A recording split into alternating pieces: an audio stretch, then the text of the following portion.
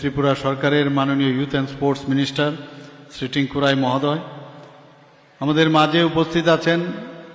সবার পরিচিত মুখ এবং সবাই যাকে আপন করে নেন জনপ্রিয় বিধায়ক শ্রী বিনয় ভূষণ দাস মহোদয়।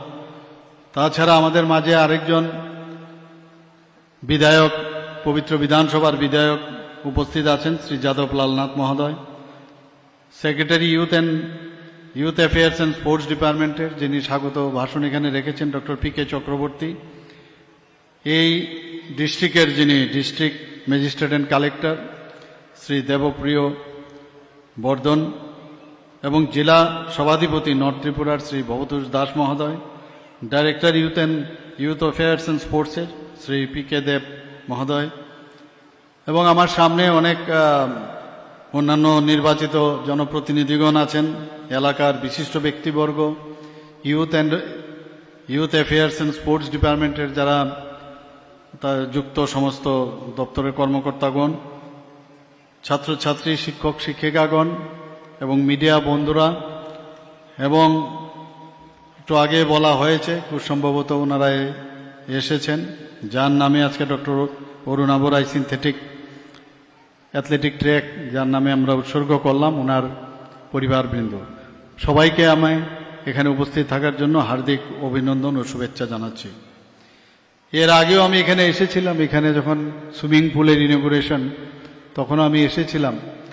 তখন বলা হয়েছিল যে এই যে 400 মিটারের যে সিনথেটিক ট্র্যাক সেটা কবে নাগাদ শুরু হবে, কিভাবে শুরু করা যায়, তখন আমরা বলেছিলাম সেগুলো আমরা করব এবং আলটিমেটলি আজকের দিনে সেটা আমরা ইনগুরেশন করলাম। একটা অ্যাথলেটিক্স ট্র্যাক এবং তাও সিনথেটিক ট্র্যাক, আমি বলবো এটা চারটিখানে কথা নয়। আমরা যখন অ্যাথলেটিক্স করতাম, এখানে রবীন্দ্র স্যার আছেন আমার মনে আছে,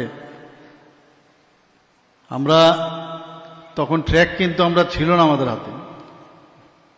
কলেজে আরসিসির মধ্যে একটা ছোট পুকুরের পাড়ে আমরা দৌড়তাম, কোনো ট্র্যাক পেতাম না, কোথাও ট্র্যাক নেই।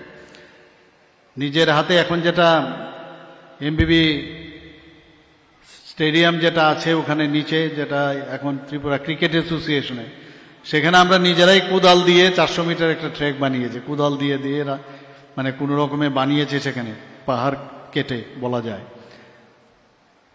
তো সেই অবস্থার মধ্যে এখন উত্তরোত্তর এখন কিন্তু শ্রী বৃদ্ধি পাচ্ছে, এখানে একটা ট্র্যাক হচ্ছে। আমি এর জন্য বিশেষ করে মাননীয় মন্ত্রী মহোদয় টিঙ্কু রায় মহোদয়কে আমি ধন্যবাদ দেব, ডাইরেক্টর মহোদয়কে ধন্যবাদ দেব যে ওনাদের প্রচেষ্টায় অনেক দিন বারবার আমাকে বলছিলেন এবং সেটা আলটিমেটলি সেটা ফলপ্রসূ। খেলাধুলার রাজা যদি বলতে হয়, অ্যাথলেটিক্স হচ্ছে সর্বশ্রেষ্ঠ। ফুটবল আমরা বলি, কিন্তু অ্যাথলেটিক্সের যে এত বিভিন্ন তার খেলার যে ইভেন্টস, সেটা কিন্তু যে কোনো যায় যখন অলিম্পিক হয়, সেই অলিম্পিকে কিন্তু অ্যাথলেটিক্সের দিকে আমরা তাকিয়ে থাকি।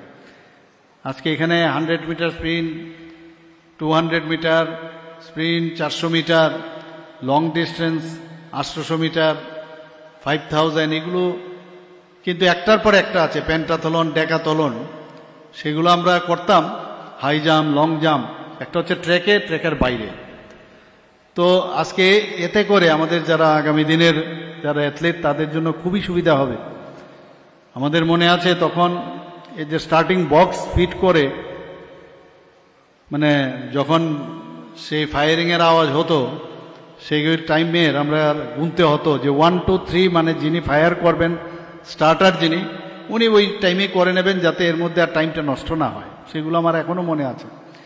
যখন বৃষ্টি বাদলা হতো, প্র্যাকটিস করার সমস্যা হতো, বাইরে আমরা প্র্যাকটিস করতে পারতাম না, তো আমাদের যারা এনআইএস কোচ আমাদের এখানে রবীন্দ্র স্যার আছেন, উনি বলতেন যে 45 মিনিট যদি তোমার দৌড়তে হয়, ক্লক স্টার্ট করলাম, এই 45 মিনিট তোমার মানে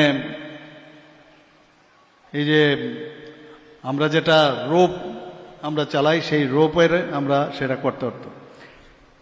তো সেইভাবে আমাদের প্র্যাকটিস হতো। যখন হার্ডেল করতাম, মানসিক এবং শারীরিক দুটোর যে মিল, যদি না থাকে ভালো পারফরমেন্স করা যায় না। হার্ডেল যখন করতাম তখন বলতো বা পাটা যখন দেবে তখন ডান পাটা যখন আসবে নিজেকে ভাববে you are just like horse বা হরিণের মতো।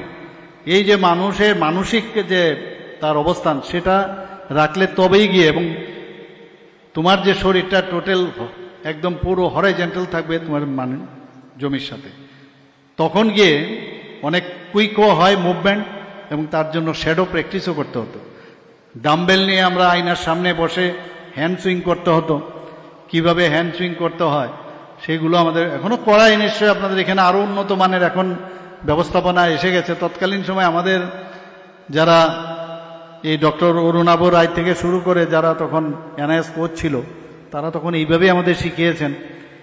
বিপিই ব্যাচেলর অফ ফিজিক্যাল এডুকেশন বা এমপিই করা আমাদের ত্রিপুরাতে তখন ব্যবস্থা ছিল না। কেউ সেই গোয়ালিয়র থেকে লক্ষ্মীবাই যে কলেজ ছিল সেখান থেকে করে আসতো।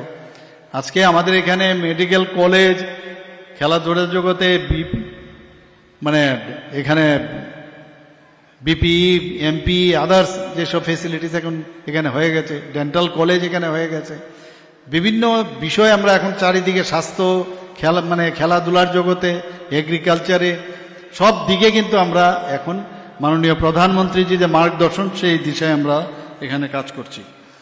2018 সালে কেন্দ্র সরকার খেলো ইন্ডিয়া যে প্রোগ্রাম সূচনা করেন, সেই খেলো ইন্ডিয়ার যে স্কিম তার থেকে আজকের এই সিনথেটিক ট্র্যাক।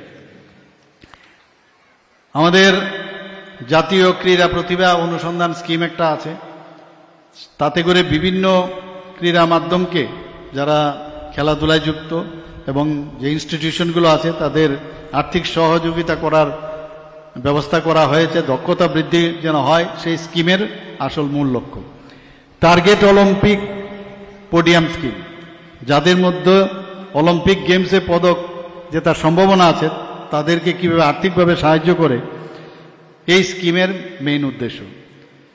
বিগত 9 বছর 10 বছর ধরে আন্তর্জাতিক ক্রীড়াঙ্গনে আমরা দেখেছি যে কিভাবে আমরা সফলতার পরিচয় আমরা দিতে পেরেছি। সম্প্রতি চীনে অনুষ্ঠিত এশিয়ান গেমস প্রতিযোগিতায় ভারত মোট 160টি পদক পেয়েছে, যার মধ্যে সোনার পদকের সংখ্যা হচ্ছে 28টি। সদ্য সমাপ্ত এশিয়া প্যারা গেমসে ভারত মোট 111টি পদক লাভ করে, এর মধ্যে সোনার সংখ্যা 29টি। দেশের ছেলে নীরজ চোপড়া সাম্প্রতিক অলিম্পিক গেমসে এবং 2023 আন্তর্জাতিক অ্যাথলেটিক চ্যাম্পিয়নশিপে উনি সোনা জিতে বিশ্ব দরবারে ভারতের মুখ উজ্জ্বল করেছেন।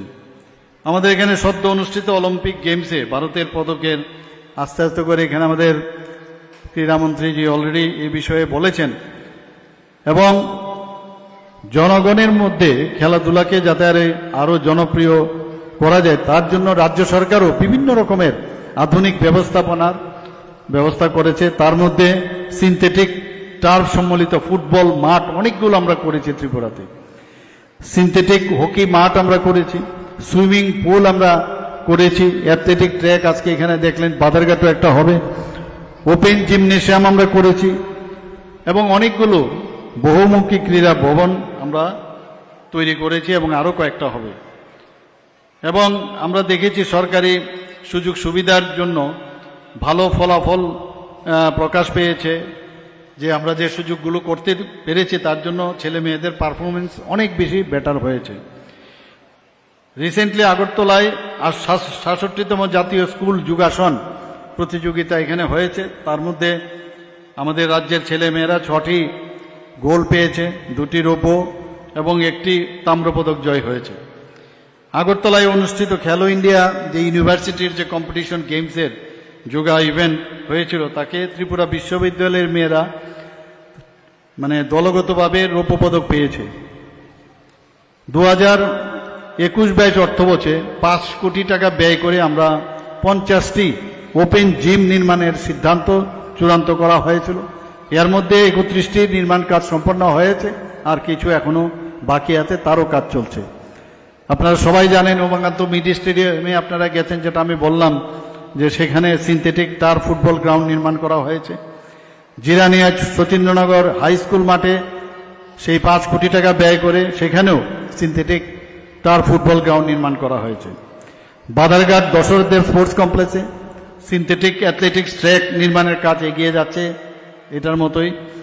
খেলো ইন্ডিয়া প্রকল্পে যেটা আজকে আমরা এখানে করলাম, মুখ্যমন্ত্রী স্পোর্টস ডেভেলপমেন্ট স্কিমের অধীনে বেশ কিছু কর্মসূচি আমরা এর মধ্যে গ্রহণ করেছি। আগরতলা এনএসআরসিসিতে বাস্কেটবল এবং ভলিবল কোর্টের নির্মাণের চিন্তাভাবনা চলছে এবং সেটাও সেখানে নিশ্চয়ই হবে। তেলিয়ামুড়া ইনডোর হল সহ যুব বিষয়ক ক্রীড়া দপ্তরের অফিস নির্মাণ করা হচ্ছে ওখানে। বাধারঘাট যে দশরথ দেব স্পোর্টস কমপ্লেক্স, সেখানে প্রাকৃতিক ফুটবল গ্রাউন্ড, সেখানে আমরা স্প্রিংকলার বসিয়েছি। এছাড়া রাজ্য সরকার ক্রীড়া সম্বন্ধিত ব্যক্তিদের পুরস্কার প্রদানের মাধ্যমে নানাভাবে উৎসাহিত আমরা করেছি। মুখ্যমন্ত্রী স্টেট ট্যালেন্ট সার্চ কর্মসূচির অধীনে 52 জন মহিলা খেলোয়াড়কে এককালীন আর্থিক সাহায্য দেওয়া হয়েছে। যারা ব্যক্তিগত ইভেন্টে স্বর্ণপদক যারা বিজয়ী তাদেরকে 1 লক্ষ টাকা, রৌপ্য পদক যারা তাদেরকে আমরা 25,000 টাকা করে দেওয়া হয়েছে। এছাড়া যারা টিম ইভেন্টে দলগতভাবে স্বর্ণপদক পেয়েছে তাদেরকে 50,000 টাকা, রৌপ্য পদক যারা তাদেরকে 25,000 টাকা, ব্রোঞ্জ যারা তাদেরকে 12,500 টাকা করে দেওয়া হয়েছে। মুখ্যমন্ত্রী প্রতিভাশালী পুরস্কার স্কিমের অধীনে 26 জন ক্রীড়া ব্যক্তিকে এককালীন আর্থিক অনুদান দেওয়া হয়েছে।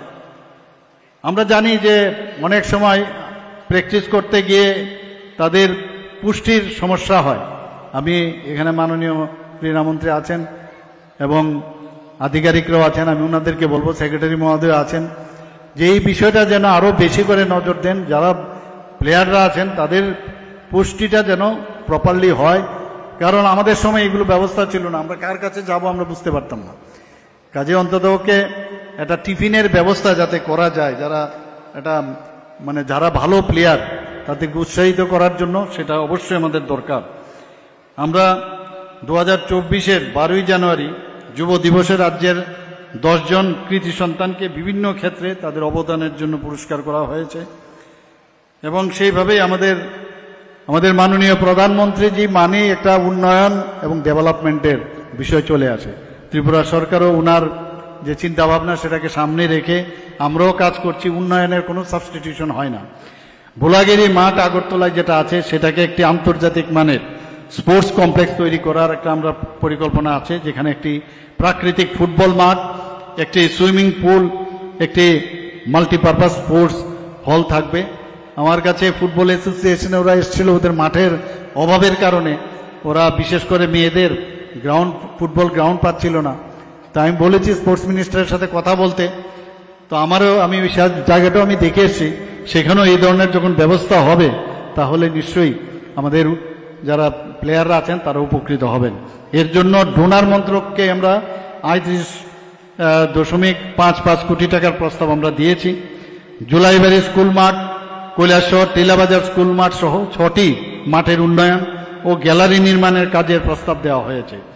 খেলো ইন্ডিয়া স্কিমের অধীনে ধর্মনগর, খোয়াই, আমবাসা, সিপাহীজলা, বিলুনিয়াতে মাল্টিপারপাস স্পোর্টস হল তৈরির পরিকল্পনা রয়েছে।